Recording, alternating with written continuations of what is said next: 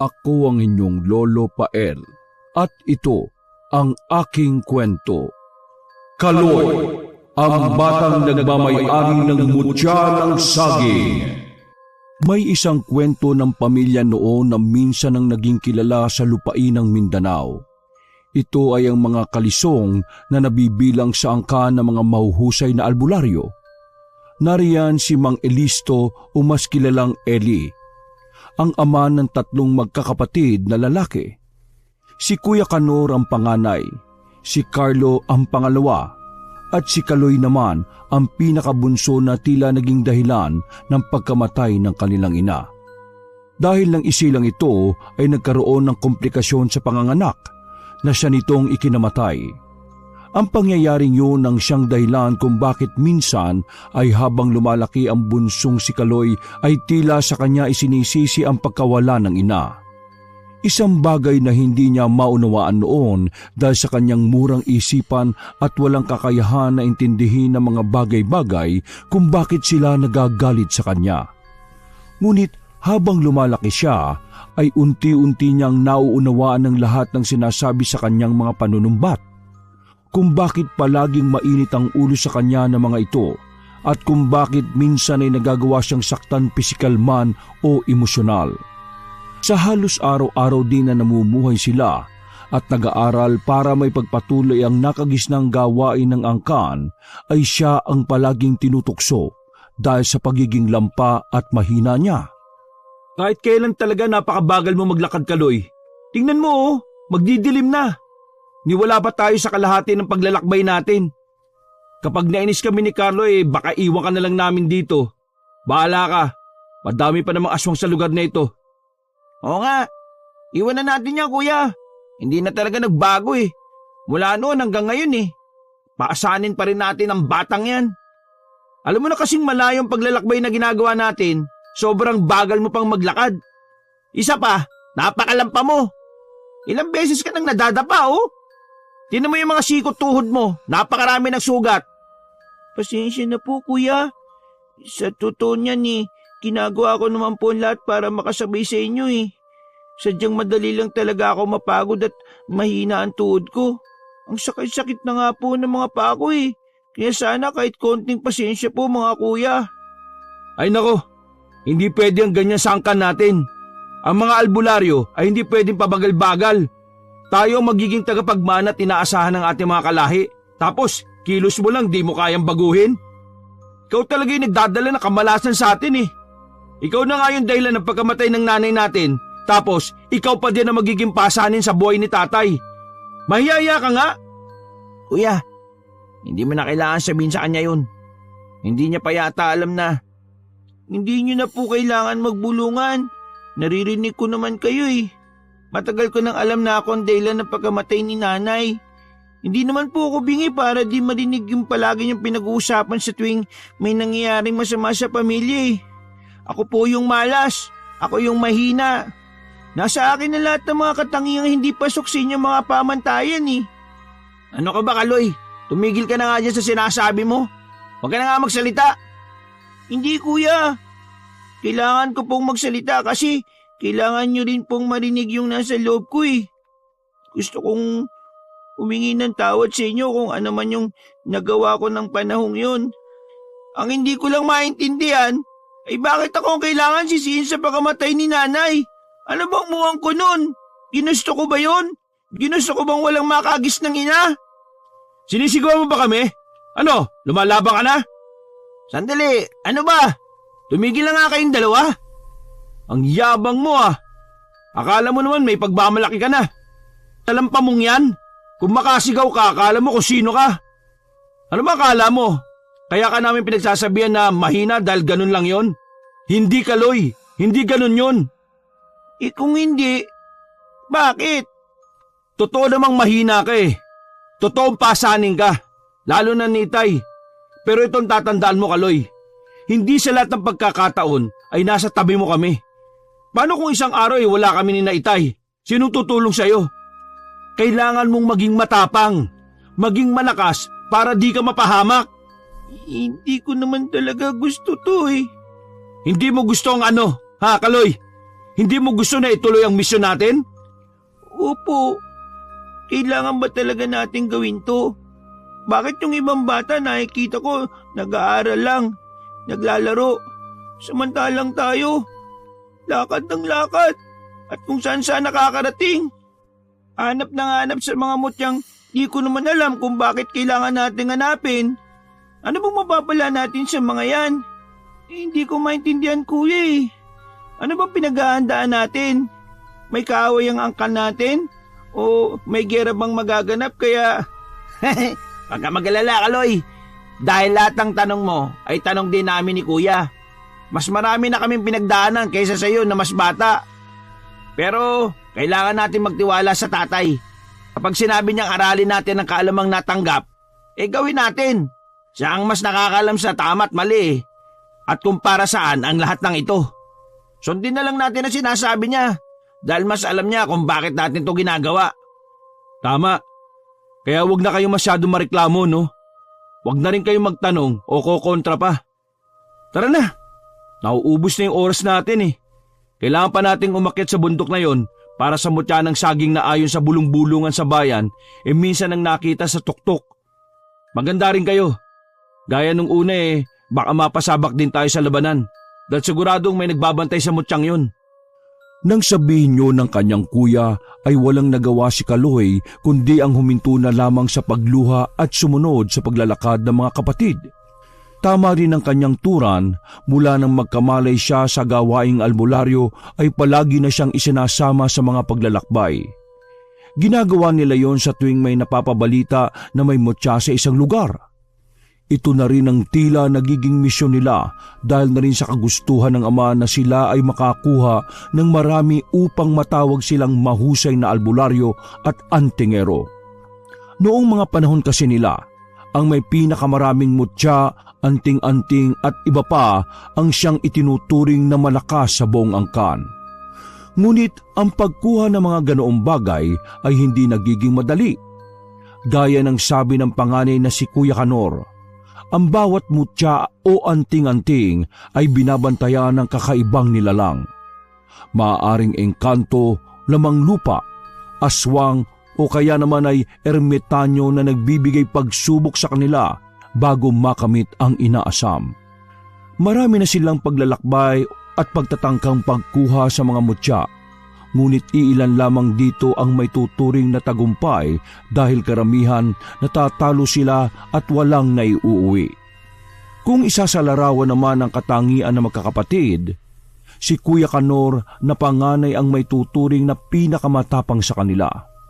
Siguro bukod sa nakatatanda ay dapat talaga itong maging tila magandang halimbawa sa dalawa upang gaya niya lumakas din ang loob at tumapang ng mga kapatid. Samantala, si Carlo na pangalawa ay may tuturing ding matapang, ngunit hindi gaya ni Kuya Kanor, magaling lang ito sa salita ngunit sa gitna ng kagipitan o labanan ay duwag ito. Puro salita ngunit kulang naman sa gawa.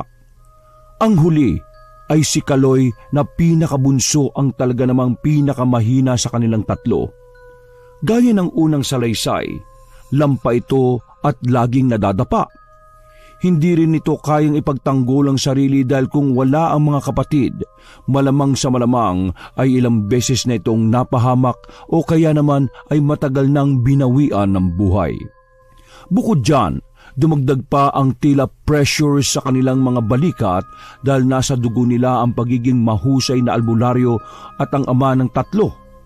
Si Mang Eli, ang pinaka-inaasahan noon sa buong baryo kaya naman hindi sila maaring mabigo sa palaging ipinapagawa ng ama. Kumbaga, kahihiyan kung sila ay makikitaan ng kahinaan.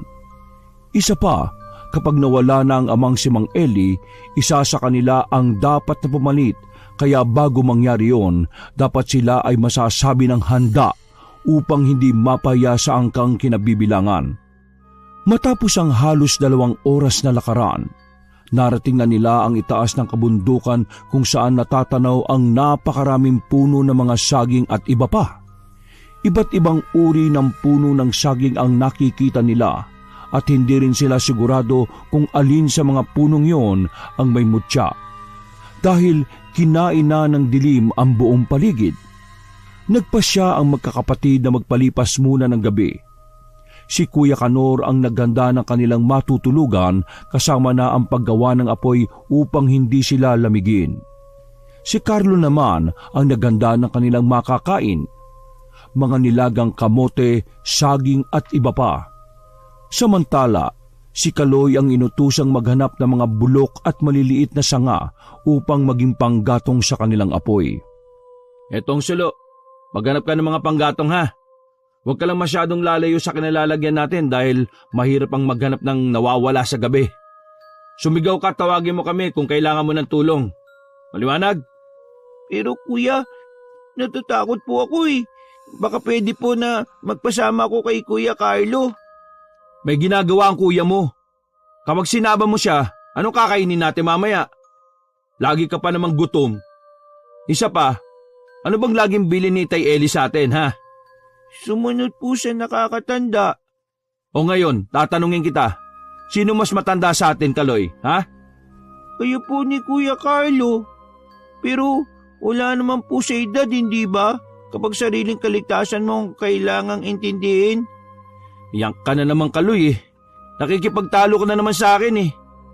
Ba't ka matatakot para sa kaligtasan mo? Ano bang silbi ng mga itinuro sa atin, Itay, kung hindi mo gagamitin kung sakaling may panganib? Isa pa, hindi ba't sabi ko na sumigaw ka o tawagin kami kapag kailangan mo ng tulong? Sige na, baka abutin tayo ng umaga dahil sa pagdadahilan mo. Bilis na, Kaloy! Bilis na! Sige po, kuya. Gaya ng laging nangyayari, walang magawa si Kaloy kundi sundin ang kuya niyang mas nakatatanda sa kanya.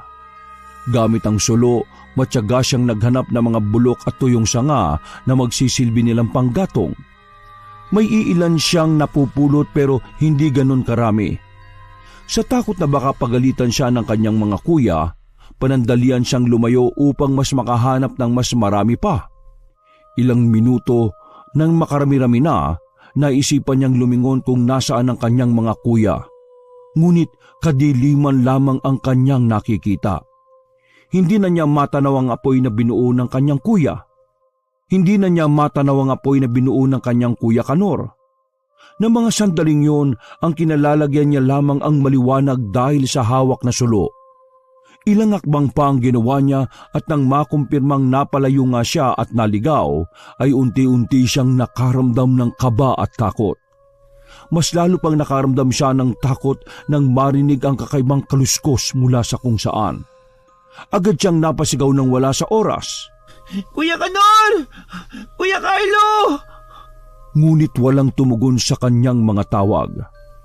Kuya, sumagot po kayo! Naligaw na ako! Pakiusap sumagot kayo, kuya! Kuya Kanor! Ngunit makalipas ang halos 10 minuto ay wala pa rin tumutugon na boses.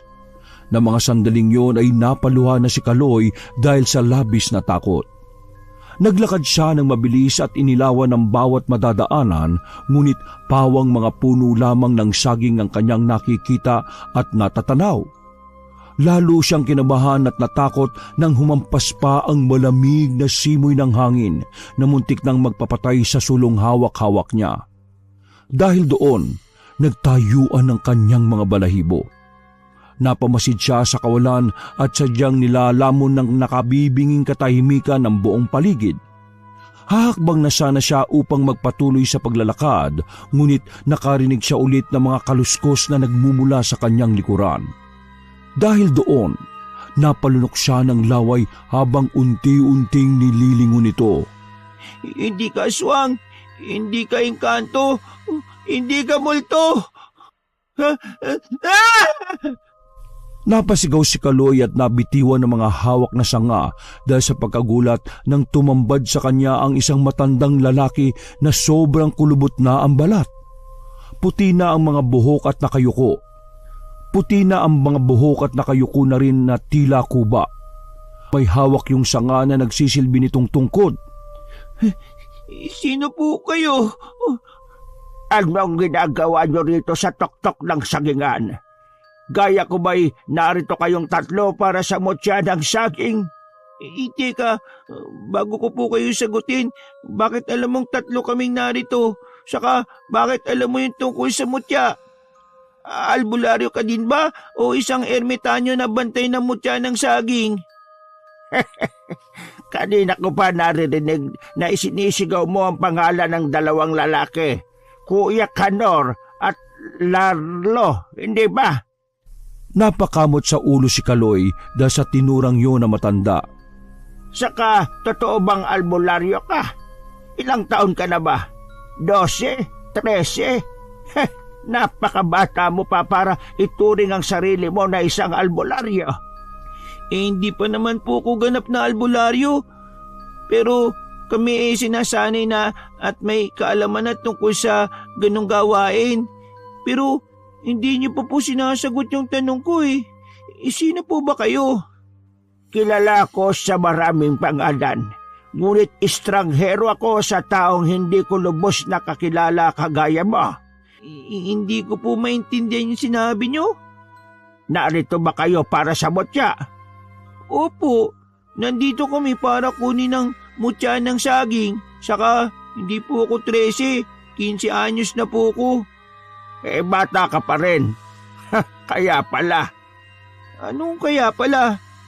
Teka lolo, naliligaw po kasi ako eh. Hindi ko na makita kung nasaan sila kuya. Baka po pwedeng matulungan niyo ako. Hindi ka naligaw. Sadyang iniligaw ka. Alam mo na kung sino o ano ang may gawa nun. Sinadyang iligaw? Nino po? Halika, lumapit ka't ibubulong ko. Baka marinig kasi tayo ng mga nilalang na tinutukoy ko. Inilapit ng binatilyo ang kanyang tenga sa matanda at pinakinggang mabuti ang ibinulong nito. Kabunan. Nang marinig ni Kaloy ang katagang ibinulong ng matandang lalaki, napaatras siya at nanlaki ang kanyang mga mata sa pagkabigla.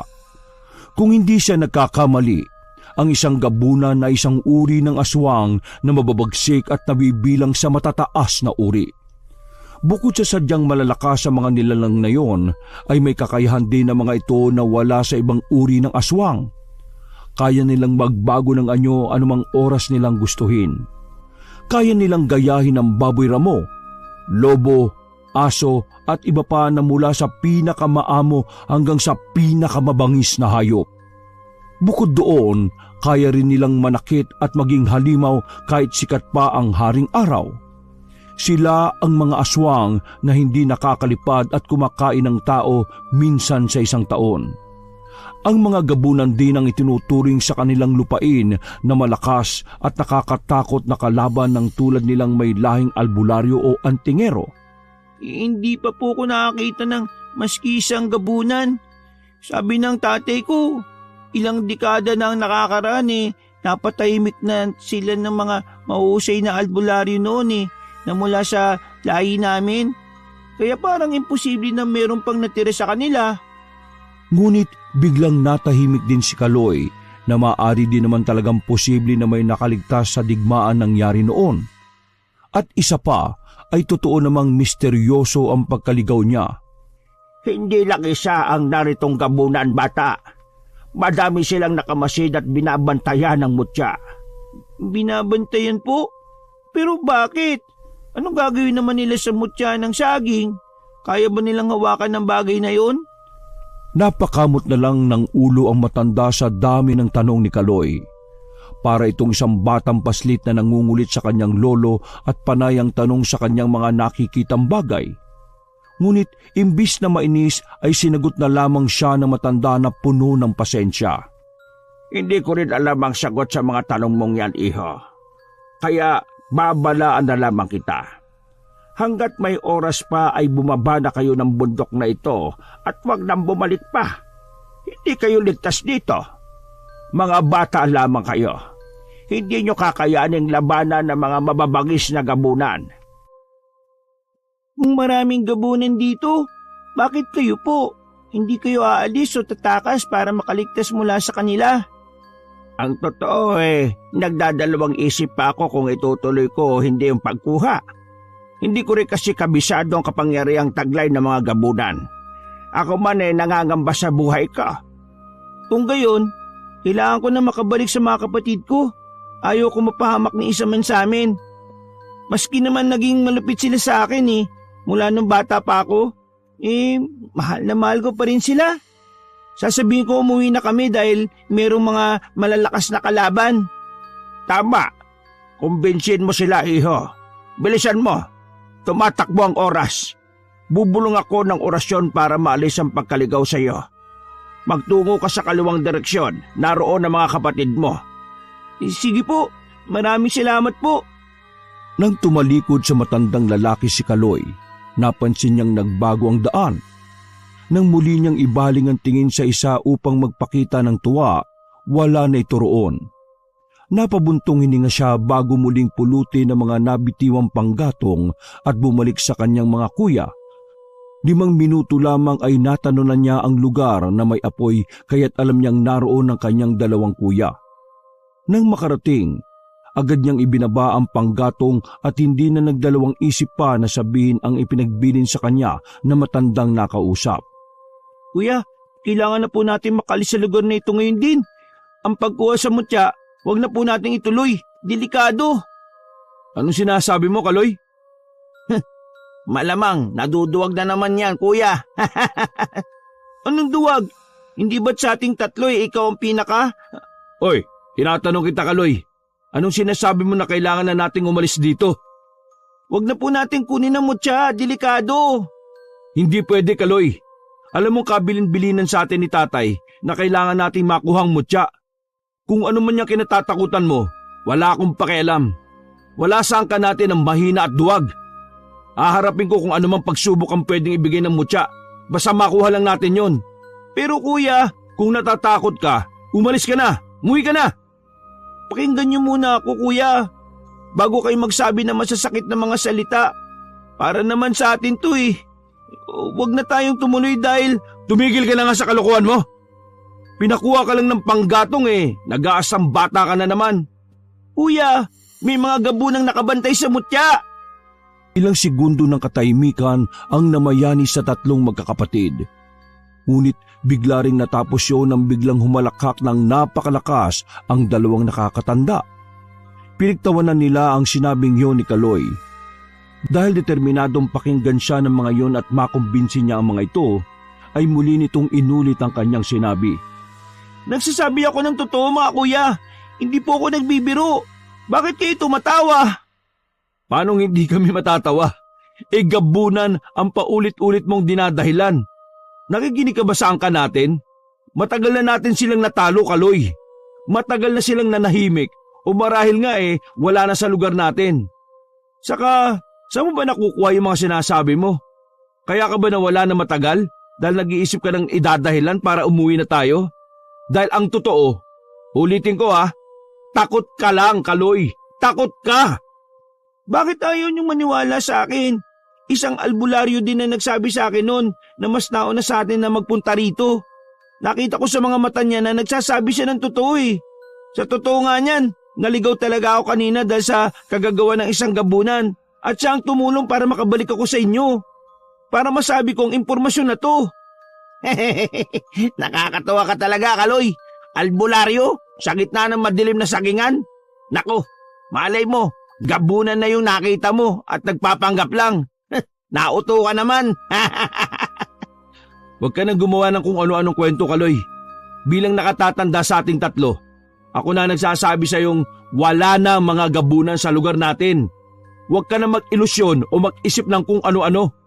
Natatakot ka lang kaya mo iniisip at nasasabi ang mga bagay na yan Kung nagsasabi ka man ng totoo, ano pa ang silbi ng mga kakayahan at kaalaman natin? Kung may mga aswang man, kayang-kaya natin silang labanan. Sa dami ng nakaharap natin, ngayon pa ba tayo matatakot? Pero iba ang mga gabunan, Kuya Kanor. Alam mong hindi natin sila kaya dahil... Uulitin ko, Kaloy Pwede ka nang umuwi kung gusto mo. Hindi ko kailangan ng isang duwag dito. Baka mamaya ikaw pa yung maging dahilan ng pagkatalo namin kung sakaling magkagulo dito. Sige na, umuwi ka na lang. Duwag! Hindi ako aalis nang hindi ko kayo kasama. Naku, bahala ka na nga sa buhay mo. Ang gulo-gulo mo. Kumain ka na dyan. Ang tagal-tagal mong bumalik, nakaluto na't lahat-lahat eh. Kayo po Kuya Carlo, kumain ka na? Tapos na kami kanina pa no, sa'yo na yan. Pakabusog ka, para may lakas ka mamaya, baka gutom lang yan. Nagdesisyon ng dalawang kuya niya na manatili sa lugar na yon at hintayin ang pagbaba ng mutya ng saging. Walang nagawa si Kaloy kundi ang manatili na din dahil hindi niya kayang iwanan ang mga ito. Hindi niya kakayanin kung may mangyari sa kanila. Pinagtibay na lamang niya ang loob sa kung sakali mang may lumusob sa kanila ay nakahanda siya upang makatulong at hindi maging isang pabigat. Nang matapos siyang kumain ay nahimlay na ang kanyang mga kuya. Siya naman ay didalawin ng antok dahil sa labis na pag-aalala. Patingin-tingin siya sa paligid at nakikiramdam. Ayaw niyang makatulog dahil baka sa oras na mangyari yon ay doon sila salakayin ng mga gabunan. Upang di makatulog ay lumapit siya sa apoy at may inilabas sa kanyang bulsa. Isa yung maliit na libreto ng mga anting-anting. Isang maliit na libro kung saan may mga nakasulat na mga orasyon at mga pagpapakilala ng mga mutya. Binasa niya ang impormasyon tungkol sa mutya na sadya. Ayon sa mga nakasulat, ang mutyang ito ay gaya rin ng iba pang mga mutya pagdating sa pagbibigay ng kakaibang kakayahan. Ang sino mang nagtataglay nito ay magkakaroon ng pambihirang liksi, lakas at tibay ng pangangatawan, talino at proteksyon. Habang nagbabasa, ay unti-unting nailalagay sa isip niya kung ano ang maaari niyang taglayin oras na makuha niya ang mutya. Kung makukuha ko ang mutya, siguradong hindi na nila ako sasabihang mahina o kaya naman lampa. Pero paano ba makukuha ang mutya ng saging? Teka, saan ba yun nakasulat? Ipinagpatuloy nga ni Kaloy ang pagbabasa. Ayon sa mga sumusunod na impormasyon, ang naturang mutya ay maaring makuha kapag maliwanag at bilog na ang buwan. Sandaling tumanaw si Kaloy sa kalangitan ngunit hindi pa bilog ang buwan. Sa pagpapatuloy niya ng pagbabasa, isang paraan pa ang pwede nilang gawin. Ayon sa nakasulat, may ibang mutya ng saging ang hindi na nangangailangan ng maliwanag at bilog na buwan. May ilan daw sa mga mutya ang mailap ngunit sa madilim na kapaligiran mapagmamasdan. Ito ay taliwa sa unang nabasa ni Kaloy. Magkaibang paraan pero parehong mutya ng saging ang tinutukoy. Malakas niyang binasa ang mga susunod na nakasulat. Sa madilim na kapaligiran ay isang nagliliwanag na bagay sa dulo ng puso ang matatanaw. Ito ay tila liwanag na kulay ginto at maaasam lamang ang kapangyarihan sa pamamagitan ng pagsalo gamit ang bibig. Ang sino mang gagamit ng ibang parte ng katawan gaya ng kamay at iba pa ay hindi magtatamo ng gantimpala. Sa pagbagsak ng mutya at marami ang nakaabang, kaya naman ang matinding pag-iingat ang labis na kailangan. Kung maunahan man ay kailangan mong makipagsagupaan upang tunay na maasam ang kapangyarihan. Nang mabasa ni Kaloy ang huling mga kataga, muli siyang napabuntong hininga dahil likas na matatakotin at mahina. Pakiramdam niya at iniisip na hindi talaga siya magtatagumpay lalo na ang tulad niya. Pero sa kabilang banda, sinasabi ng utak niya na kailangan niyang mauna sa mutya upang mapatunayan na sa wakas ang kanyang sarili. Isinara niya ang maliit na libro at tumayo mula sa kinauupuan. Sandali niyang pinagmasdan ng mga kapatid at nakita niyang mahimbing pa rin ang tulog ng mga yon. Ilang sandali, pumikit siya at nanalangin sa napakaraming santo. Nagabayan siya sa pagtuklas na gagawin niya. Matapos, kinuha niyang muli ang sulo at inapoyan yon. Pasensya na mga kuya. Gagawin ko to hindi lamang upang patunayan ang sarili ko sa inyo, kundi upang ilayo na rin kayo sa panganib. Ano man ang mangyari sa akin, ang mahalaga ako lang ang masasaktan at wala ng iba pa. Nang sabihin yon, sinimulan na nga ni Kaloy ang maglakad patungo sa gitna ng kagubatan na puro puno lamang ng saging ang matatagpuan. Ayon sa kanya mga nabasa, ang bunga ng saging na may mutya ay iba sa mga pangkaraniwang bunga. Ito ay mas mahaba, baluktot, at ang pusong nasa dulo ay nakayuko. Sana tama ang iniisip niya na ang ikalawang paraan ang makikita niya at matutuklasan, hindi ang nalabas lamang kapag kabilugan ng buwan. Makilipas ang ilang minuto, isang maliwanag na bagay ang natatanaw niya sa hindi kalayuan. Nang ilang metro na lang, nakaramdam siya ng tuwa dahil mukhang yun na nga ang hinahanap nila. Ang mutya ng saging. Doon, napagmasdan niya ang hitik at dikit-dikit na mga bunga na nasa dulo. May natitira pang puso ng saging. Nakayuko rin ang naturang bunga at puso at sa pinakadulo, nagliliwanag yun ng tila ginto at may maliit na parang mga alitap-tap ang nagpapaikot-ikot doon. Yan na nga yung mutya ng saging.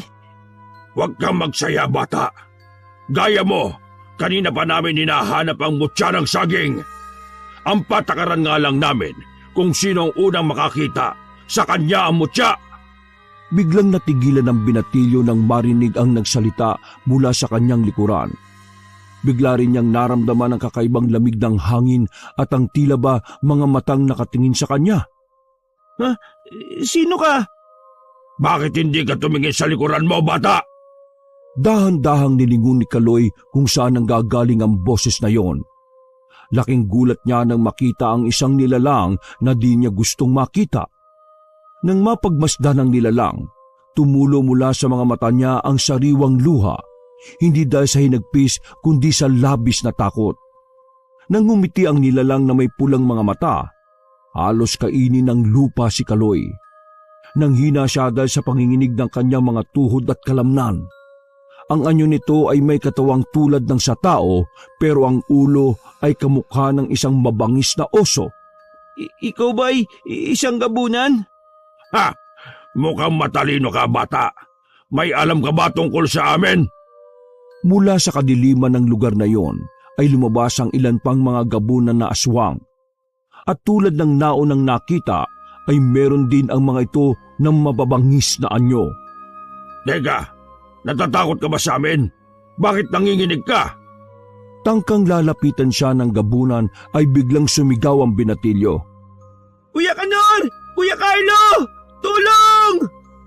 Kasunod ng malakas na sigaw na yon ay sinubukan tumakas ni Kaloy. Nagsimula siyang maglakad na mabilis. Ngunit naririnig pa rin niya ang mga kaluskos sa kanyang likuran. Sa bawat takbang na kanyang ginagawa, ang mga tunog ay tila lumalapit. Nang siya'y lumingon, nakita niya ang isang malagim na anyo. Isang matandang babae na may pulang mga mata at matutulis na mga kuko. Ang kanyang mukha ay natatakpan ng mahabang buhok at ang kanyang katawan ay baluktot at tila ba walang mga buto. Hindi na nagdalawang isip si Kaloy at siya'y tumakbo papalayo. Ngunit sa bawat liko niya naroon ang aswang. Biglang may tumalon mula sa isang mataas na sanga ng puno. Isang nilalang na kalahating tao, kalahating ibon. Ang kanyang mga pakpak ay kasing itim ng gabi at ang kanyang mga matay nagliliyab sa galit. Natagpuan ni Kaloy ang kanyang sarili na napapalibutan na ng mga aswang. Bawat isa ay may iba't ibang anyo. May isang malaking aso na may mga matutulis na pangil. Isang baboy na may mga kuko ng leon. At isang ahas na may mukha ng tao. Lahat sila'y naglalaway at nakatingin sa kanya na tila ba siya ang kanilang magiging hapunan. Biglang lumapit ang isa sa kanila. Nang gumanga ito, ay kitang-kita ni Kaloy na mayroon itong matalim ng ngipin at mahabang dila na dumampi pa ng bagya sa mukha ng binatilyo. Akala ni Kaloy ay kakainin siya ng gabunan. Kinain na siya ng sobrang takot at di na niya namalaya na nawala na siya ng ulirat. Ngunit bago siya tuluyang nawala ng malay, ay narinig pa niya ang malalakas na tawanan ng mga ito. Samantala, sa kabilang banda, sa isang malaking puno ng saging ay naroon ang matandang lalaki na nakakubli at nagmamasid. Ito yung matanda na kanina lamang ay nakausap ni Kaloy. Nang masaksihan lahat, dali-dali itong umalis upang ipaalam sa mga kapatid ng bata ang nangyari. Nadatnan niyang masarap na natutulog ang mga ito. Humihilig pa nga ang isa. Hinampas nito ng dala niyang basto ng dalawa. Gulat na gulat sila nang makita ang matanda sa kanilang harapan. Mabilis silang tumayo dahil sa takot na rin sa biglang pagsulpot nito. Sino ka? Anong ginagawa mo? Hindi na mahalagang malaman kung sino ako. Kung may binabala ka sa aming tanda, huwag mo nang ituloy. Hindi mo kami kilala. Baka gusto mong patulang kita at tumigil ka. Nagpunta ako rito para sabihin sa inyong nasa kapahamakan ng kapatid ninyo.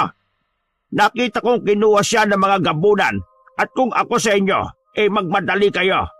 Kung hindi ay baka maging pagkain siya ng mga aswang na yon. Ano? Kuya, wala nga dito si Kaloy. Talaga namang bata yun, oh. Napakapasaway. Saan nagpunta yun? Hindi ka ba nakikinig sa akin? Kinuha nga siya ng mga gabunan. Kung ganon, nasaan na sila? Saan namin makikita ang kapatid ko? Pinalaan na kayo ng bunso niyong kapatid tungkol sa kanila. Ngayon, ito na ang pagkakataong hinihintay ninyo dahil bukod sa mga gabunan, naroon din ang mutya ng saging na ipinunta nyo rito. Diretso inyong kanang direksyon at doon, matatanaw nyo mga hinahanap ninyo. Ngunit isang bagay ang ibibilin ko. May mga bagay na sa gitna ng kamatayan ay kailangan pumili. Ang dugong nananalaytay sa inyo o ang bagay na pinapangarap ninyo. Sana piliin nyo kung alin sa dalawa ang lamang at tama para sa inyo. Ang labo mong kausap. Halika na, Carlo. Kailangan natin iligtas ang pasaway na batang yon. Oo, kuya. Humanda sa akin yon. Malilintikan talaga yun sa akin.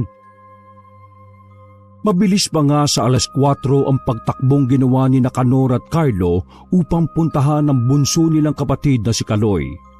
Sinunod nila ang sinabi ng matanda. Tinungo nila ang direksyon kung saan sila liliko at doon nga nila nakita ang kanilang kapatid na nakatali sa isang puno ng saging. Ngunit bago pa man sila nakalapit, ay napatingala sila sa nagliliwanag na bagay mula sa puno ng saging na yon. Nagkatinginan ng dalawa. Kuya Canor, hindi kaya yan yung mutya? Wala nang iba, Carlo. Yan na nga yun. Grabe, napakaganda niya. Sa wakas, nakita na rin natin. Ang atensyon nila ay tila nabatubalani na sa mutya at saglit na nakalimutan ng kalagayan ng kapatid. Naagaw lamang ang kanilang pansin nang marinig nila ang pag-ungol nito. Nakabusal din pala ang bibig nito kaya hindi nito magawang magsalita. Nagpupumiglas ito ngunit hindi siya makawala sa pagkakatali. Mula sa mga sulong hawak-hawak na nagbibigay ng liwanag, nakita nila ang ekspresyon ng bunsong kapatid na tila sinasabing huwag silang lalapit. Inutuban na silang may kapahamakang naghihintay sa kanila. Lalakad na sana si Carlo ngunit pinigilan siya ni Canor at sinabing maghanda. Sandali, maging mapagmatsyag ka muna, Carlo. Hindi tayo pwedeng padalos-dalos ng kilos. Ha? Bakit kuya? Naalala mo yung sinabi ng matanda kanina? Kinuha ng gabunan ng kapatid natin. Posibleng nandito sila, kaya kailangan natin maghanda. Yung patalim, ilabas mo. Ay, oo nga pala no, nakalimutan ko. Kinakabahan ako. Ngayon lang ay may napansin akong nakatingin sa atin eh. Hindi isa, marami silang nag-aabang. Ibig sabihin, nagsasabi pala ng totoo si Kaloy. Mukhang may mga gabunan ngang nagbabantay sa mutya. Mula sa likod ng nagtataasang puno ng saging, naglabasa ng mga nakakatakot na nilalang. Pulang-pula ang mga mata ng mga iyon. May matutulis na mga ngipin at kuko, kasabay ng mga katawang may mahabang balahibo. Ang iba ay naglalaway at ang iba naman ay naglalabasa ng mahabang dila.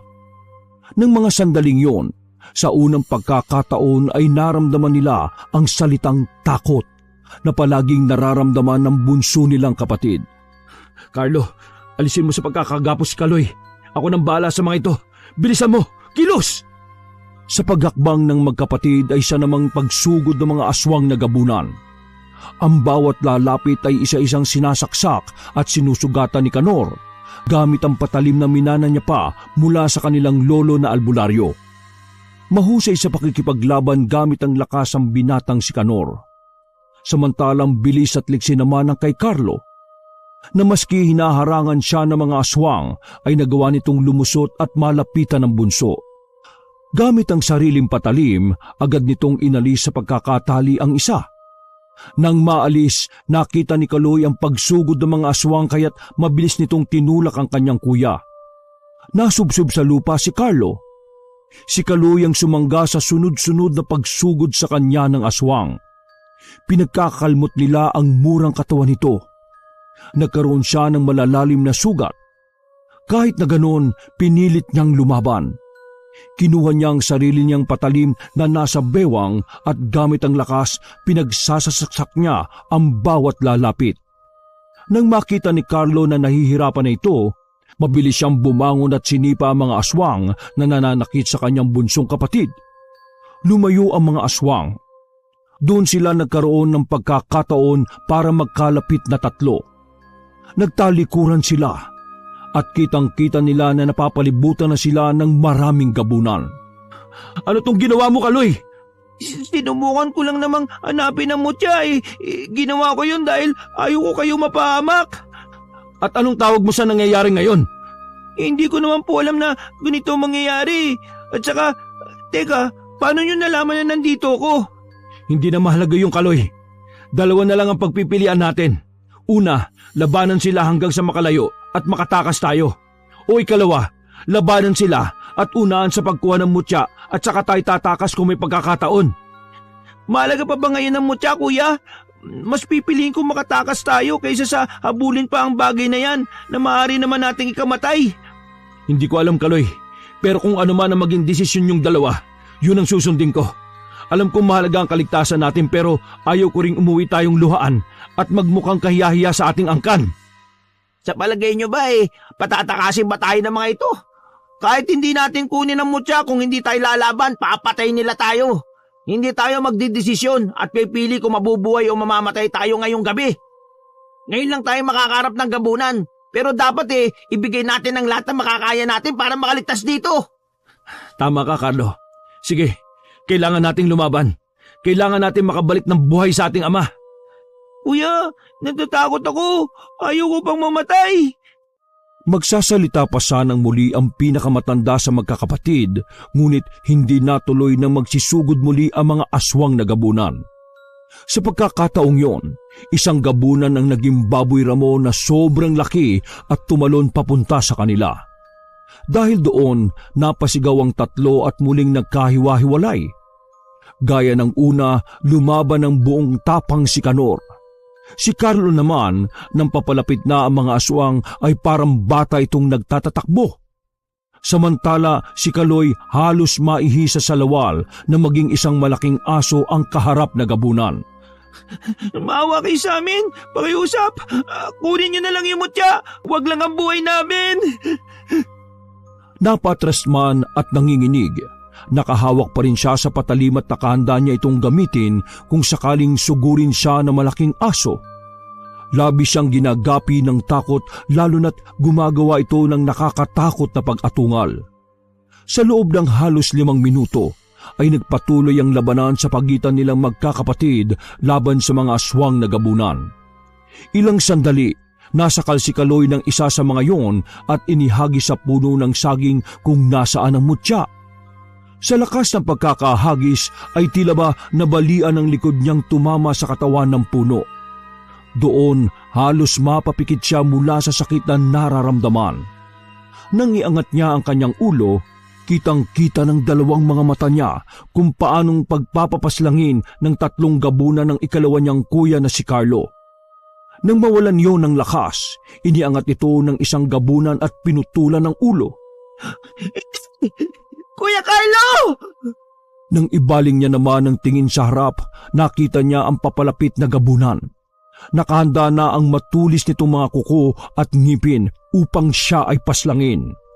Ngunit bago makalapit ay nakita niya ang pagsulpot ng kuyang si Kanor at pinaslang nito ang aswang. Nang makalapit sa kanya, kinuha nito ang kanyang kamay upang alalayan sana, ngunit napakaraming gabunan ang biglang humila rito. Nabitiwan ng kanyang kuyang patalim kaya wala yung naging laban sa mga aswang. Doon, mula sa hindi kalayuan, ay kitang-kita niya rin kung paano paslangin ang nakakatanda niyang kapatid na si Kanor.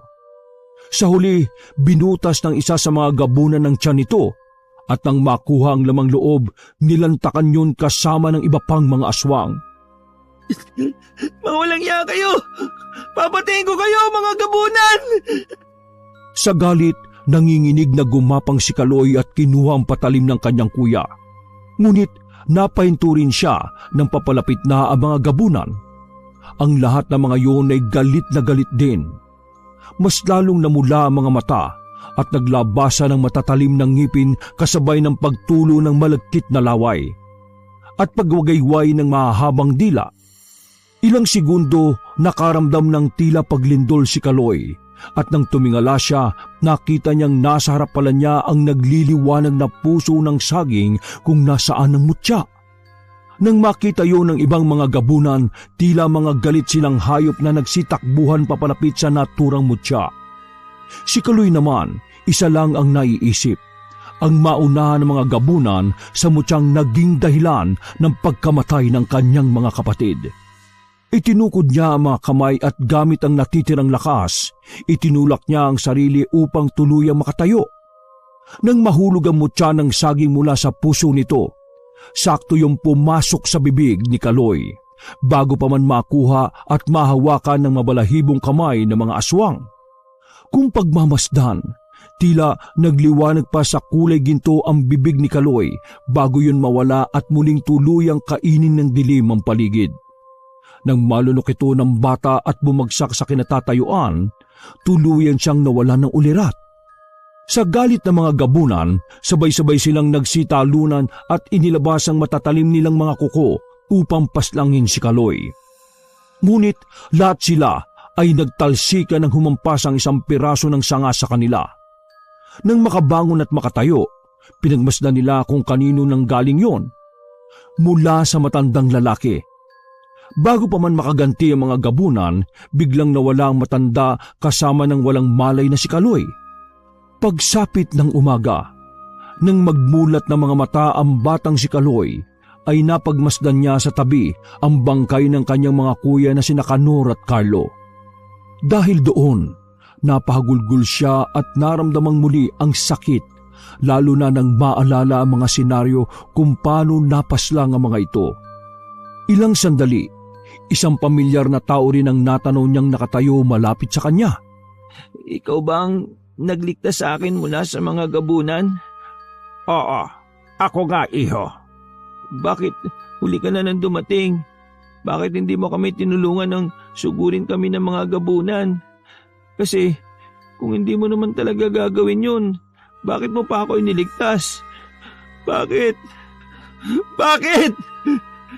Unang-una, binabati kita dahil ikaw ang matagumpay na nakakuha ng inaasam na mutya ng saging.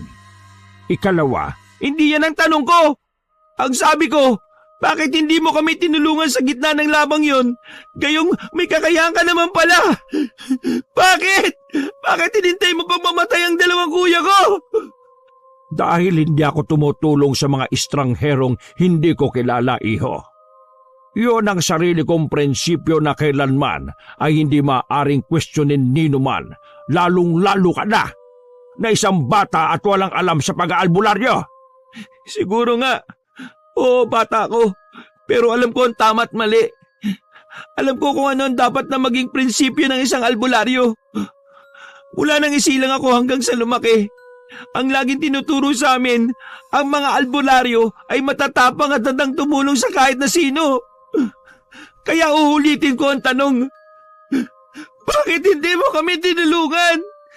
Bakit sa huli, iniligtas mo pa ako? Nasaan ang prinsipyong sinasabi mo? Nasaan? Sige, sasabihin ko na ang totoo, iho.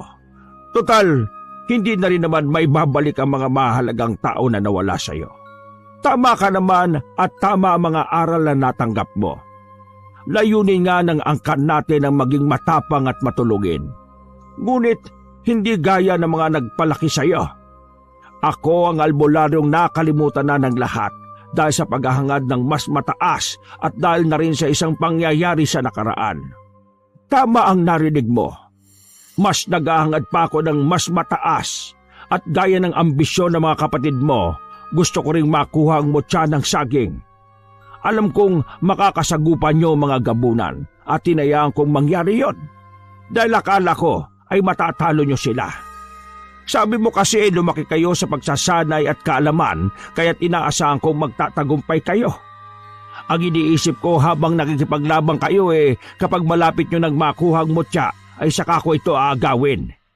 Alam kong alam mo ang nasa isip ko dahil naiisip mo na rin yon, hindi ba?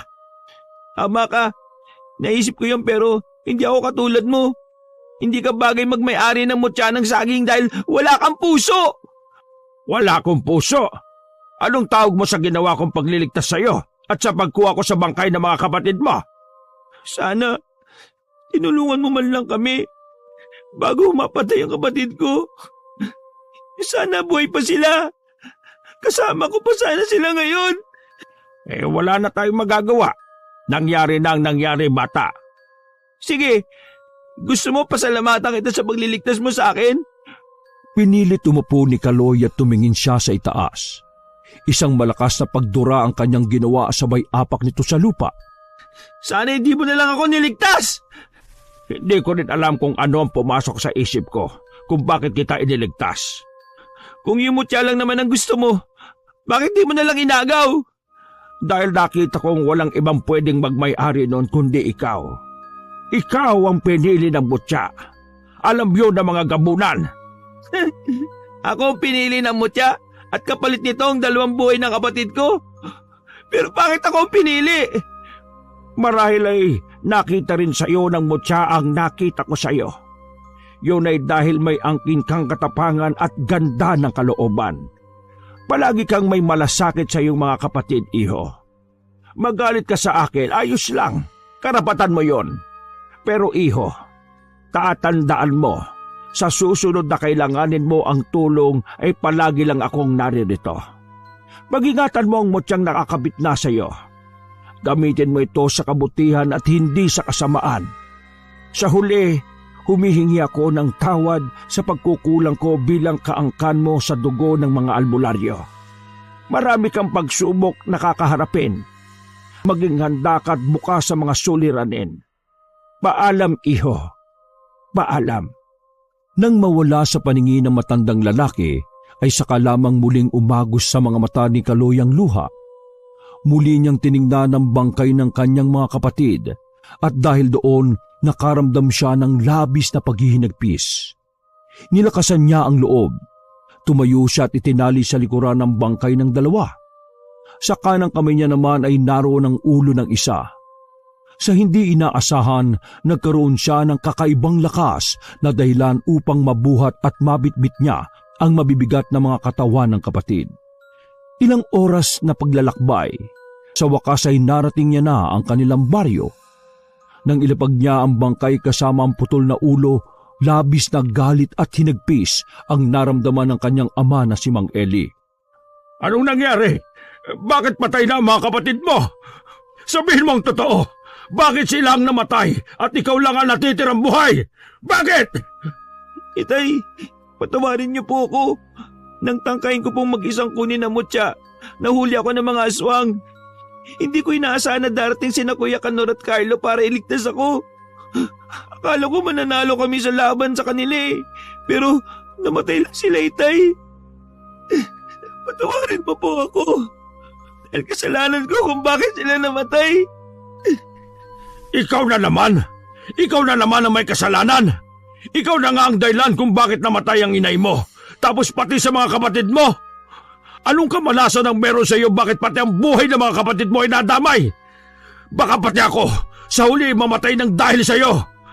Kaya bago mangyari yun, uunahan na kita! Itay, wag po!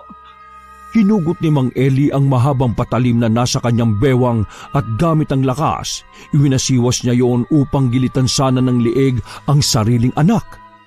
Ngunit nagulantang ang lahat ng mga naroon kabilang siya nang manatili ang anak na si Kaloy sa tindig. Nanginginig na itinaas ng bata ang kanang kamay upang suriin ang sariling leeg.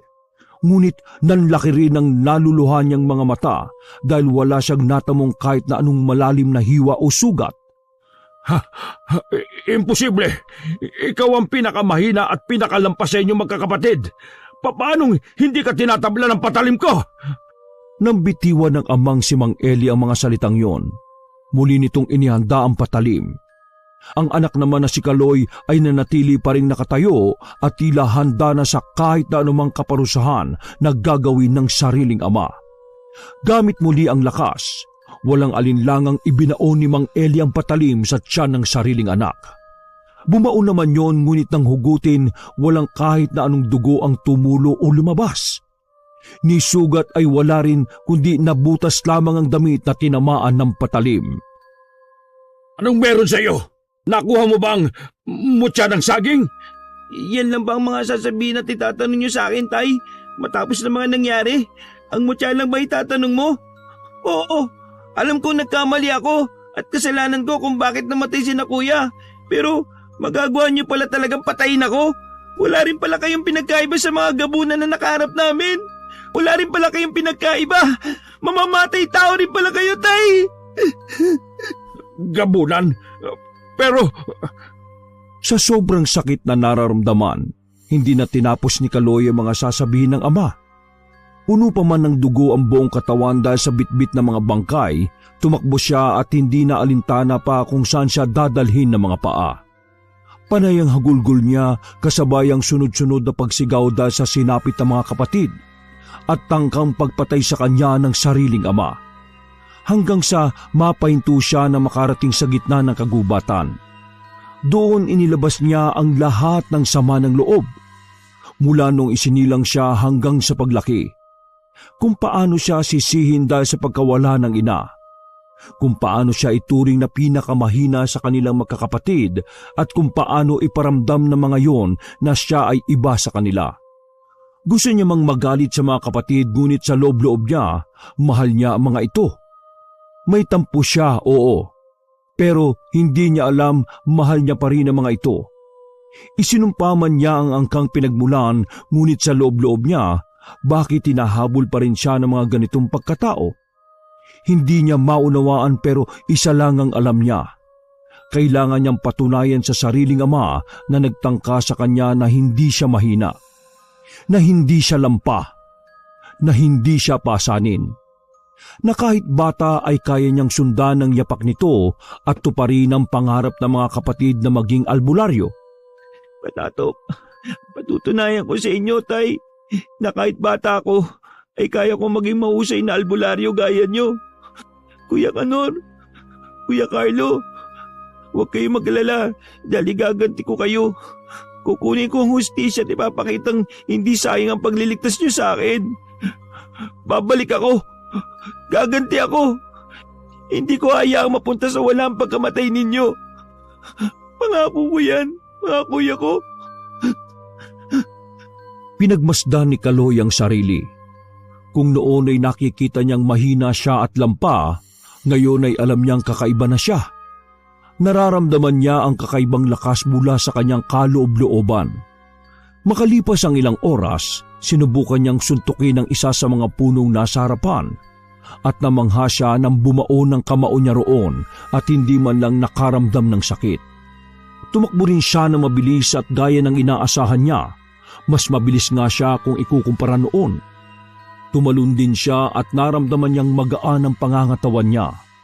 Pero alam niya sa sariling may kulang. Walang silbi ang kakayahang natamasa niya mula sa mutya kung hindi siya marunong makipaglaban bilang albularyo. Ayaw niya nang magpadalos-dalos at gusto niyang maging planado ang lahat, lalo na ang paghihiganti niya sa mga aswang na gabunan. Kaya naman kinabukasan, muli siyang naglakbay at matyagang hinanap ang matandang lalaki na minsan nang nagligtas sa kanya. Ilang oras din ang paglalakbay na ginawa niya. Ilang ilog at kabukiran pa ang tinawid niya. Nang makarating sa harap ng isang talon, ay doon nakita niya ang isang lumang bahay kubo. Sa labas noon, nakita niya ang matandang lalaki na nakatayo at nakangiting nakatanaw sa kanya. Nang makalapit, agad siyang lumuhod at tinura ng pakay niya kung bakit naroroon. Alam ko masyado pa po akong bata para maging ganap na albularyo. Alam kong marami pang bagay ang hindi ko alam at hindi pa naituturo sa amin. Nakita ko sa iyo at narinig ang pananalita mo. Ang karunungan, kaya naman bilang bata. Nakikiusap ako ituro mo po sa akin ang sapat na kakayahan at kaalaman. Sinong nagsabi sa iyo na may kinalaman ng edad sa pagiging isang ganap na albularyo? Kapag ang bata ay ninais na matuto sa ganitong gawain, yun ay ang dapat pagpalain at pagbigyan dahil yun ang tunay na puso ng pagiging albularyo. Pero bago ko tanggapin ang tulad mong estranghero, may isang bagay akong itatanong. Gagawin mo ba ito dahil gusto mo o gagawin mo lang ito para maghiganti? Alam niyo po kung ano ang nasa isip ko at alam niyo rin na ano man ang maging layunin ko. Babalik at babalik sa akin yun. Mahusay ang sagot mo. Handa ka na nga sa ganitong gawain, Kaloy. Kaya, tara na. Simulan na nating hasain pa ang iyong kakayahan at kaalaman. Sa loob lamang ng 2 linggo ay natutunan na nga ni Kaloy ang lahat ng kakayahan at kaalaman tungkol sa pagiging isang albularyo. Mga bagay na hindi niya natutunan mula sa amang si Mang Eli.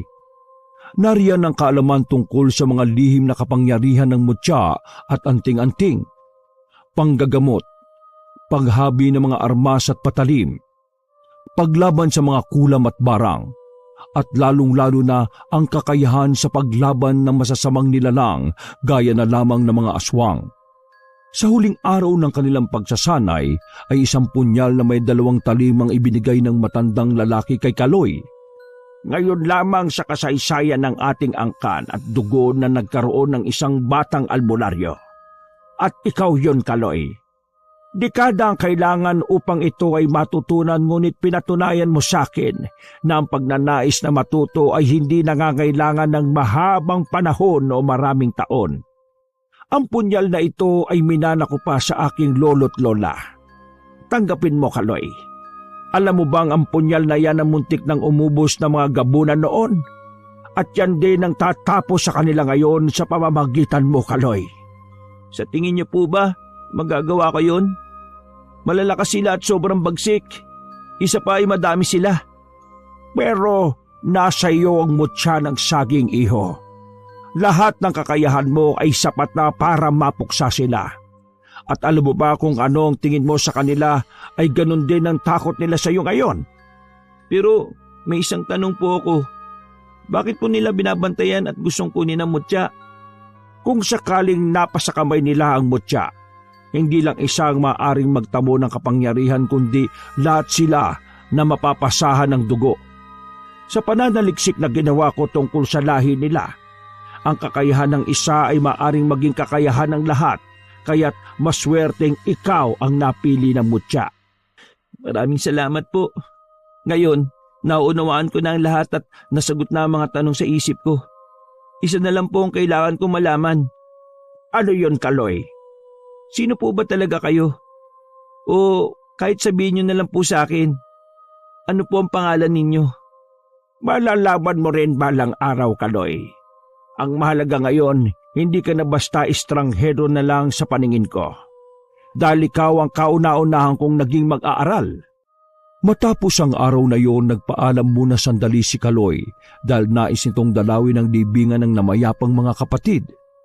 Hindi man siya sigurado kung saan nakalibing ang mga ito, pero mag-oobserba siya upang makita ang mga yon. Kaya naman kinabukasan, na makabalik sa kanilang baryo ay hindi na siya nagdalawang isip pa na hanapin ang pinaglibingan ng mga yon. At nang masigurong walang tao sa bahay nila, pinasok niya ito. Walang nagbago roon maliban na lamang sa isang plato na naglalaman ng pagkain na iba na ang amoy dahil tila panis na. Naroon din ang isang basong tubig na tila hindi na naiinom ng ilang araw. Nang makita ng batang Kaloy ang mga bagay na yon, napakunot-noo siya dahil sa pagtataka. Sinuri niya ang paligid ng kanilang bahay at wala namang kakaiba roon. Naagaw lang ang atensyon niya nang makarinig ng mga nag-uusap mula sa likuran ng kanilang bahay. Nang buksan niya ang bintana, Doon ay tumambad sa kanya ang dalawang lalaking tila may hinuhukay sa bakuran nila. Nakita niya pa ang dalawang nakatumbang krus na marahil nakatayo roon dahil may inilibing o nakalibing. Napatingin pa ang dalawang lalaki sa kanya at nang mapagtantong ang bangkay ng mga kapatid niya ang hinuhukay roon, napuno ang bata ng galit. Tumalon siya mula sa bintana at isa-isang pinagsusuntok at pinagsisisi pa ang dalawang lalaki. Malit man siya sa mga ito ay hindi yung naging hadlang upang hindi niya ito mapatumba. Nang nanghihina na ang mga lalaking nakumpirma niyang gabunan dahil sa magpapalit sana ng anyo, agad niya itong tinanong. Bakit nyo hinukay ang bangkay ng mga kapatid ko? Sila ba talaga ang hinahanap nyo ako? At nasaan ang itay ko? Sa tansya ko, ilang araw na siyang nawawala at hindi yun nagkataon lamang. Nasaan siya? Nasaan nyo siya dinala? Hindi namin alam ang sinasabi mo, bata. Bata pala ha? Sandaling pumikit ang batang si Kaloy at ilang sandali lamang bumulong ito ng kakaibang orasyon na itinuro sa kanya ng matandang lalaki. Maya-maya, nagwawala ang dalawang lalaking gabunan at nakahawak sa ulo dahil nananakit yon sa hindi maipaliwanag na dahilan. Nang hindi pa rin sila umaamin, mas nilakasan ni Kaloy ang orasyon at dahil doon nagsisisigaw ang dalawang lalaki. Sasabihin na namin, totoo ginala mo. Nasa poder namin ang ama mong albularyo. Dinukot namin siya. 3 araw na ang nakakaraan. Balak din namin kunin ang bangkay ng mga kapatid mo. Pero bakit? Anong dahilan? Alam mo na yon kung bakit. Dahil sa mutyang inagaw mo sa amin. Wala akong inagaw. Sabi nga ng isang mga kalahi mo, kung sino ang nauna ay siya ang magwawagi. Pareho tayo nag-aabang. Sadyang ako lang ang nauna. Pero hindi yung dahilan para idamay niyong ama at bangkay ng mga kapatid kong nananahimik na. Nasaan ang kuta niyo? Sabihin niyo! Naroon pa rin kami sa lugar kung saan mo nakuha ang mutya. Nag-aabang pa rin kami doon at nagbabaka sakali. Kaya hindi kami umaalis sa sagingan. Pero alam mong kapahamakan ang gagawin mo kapag pumunta ka ron, hindi ba? Oo, pero hindi na gaya noon. Ngayon, sisiguraduhin ko mga bangkay niyo naman ang aabutan ng umaga sa bundok na yon. At para patunayan, uunahin ko kayong patayin. Sandaling umatras kasabay ng pagpikit si Kaloy at ikinulong sa 2 palad ang punyal. Doon napagbasdaan ng mga gabunan na ang batang napaglaruan at nakalaban nila noon ay ibang-iba na. Alam nilang hindi lang yun dahil sa mutya, kundi nagkaroon ito ng kakaibang kaalaman. Sa pagbigkas ni Kaloy ng orasyon ay siya namang pagdilat niya. Sa bilis at liksi, 5 segundo lamang ay nahiwa niya mga lieg ng 2 lalaking gabunan. Natulala lamang ang mga yun at maya-maya bumagsak sa lupang kinatatayuan at wala ng mga buhay. Papatunayan ko sa angkan nyo na hindi lang ako basta bata, kundi batang albularyo. Ilang oras na lakaran, saktong pagsapit ng hating gabi ay nakarating ng muli si Kaloy sa sagingan. Kung saan din napaslang ang kanyang 2 kapatid at kung saan niya rin nakuha ang pinag-aagawang mutya ng saging. Dahil bilog ang maliwanag na buwan, makikita ang dandaang puno ng sagingan na karamihan ay hitik sa mga bunga. Bukod doon, maari nga namang magkaroon muli ng mutya, kaya marahil tama ang pinaslang niyang mga gabunan. Nanatili ang iba rito para doon. Habang papalapit si Kaloy sa gitna ng sagingan, ay tila lumalakas ang kanyang pakiramdam. Kasama na ang pandinig at pangangatawan. Tila ang nalunok na mutya ay mas nagiging epektibo dahil nagbalik siya sa lupang pinagmulan nito. Ilang sandali, sa 2 pagkakataon ay muling naulit ang senaryong nakita niya noon. Mula sa likod ng mga puno ng saging ay naglitawan ng napakaraming pulang mga mata. Maya-maya pa'y iniluwa ang napakarami ding mga aswang na gabunan. Ang mga yon ay iba't iba ang mga anyo. May nagbago ng wangi sa hayop. Ang iba ay mahaba ang dila at mga buhok. Ang iba ay nakanganga at makikitang matutulis na mga ngipin. Ang iba ay nakataas sa mga kamay na may matutulis ding kuko. Magkakaiba man, pero kung pagmamasdan ay nakakakilabot ang kanilang mga itsura. Alam ni Kaloy na mapapalaban siya at alam niya ring minamaliit siya ng mga ito dahil sa bata siya. Kaya naman marahan niyang inilabas ang punyal na ibinigay noon ng matandang lalaki. Nang magawa, isang gabunan din ang sumulpot sa harapan niya at hawak-hawak noon ang sugutan niyang ama. Itay, anong ginawa nyo? Bakit nyo siya sinaktan? Hindi nyo alam ang kaya kong gawin dahil sa ginawa nyo. Mabuting at binuhay pa nga namin siya. Alam kong nakaligtas ka at nasa iyo ang mutya, kaya't hindi ko muna siya pinaslang. Ngayon, kung gusto mong mabuhay at makapiling pa ang ama mo, may kondisyon ako. Mutya kapalit ng buhay niya. Mag-isip ka. Alam mong bata ka pa at wala kang laban sa aming mga gabunan.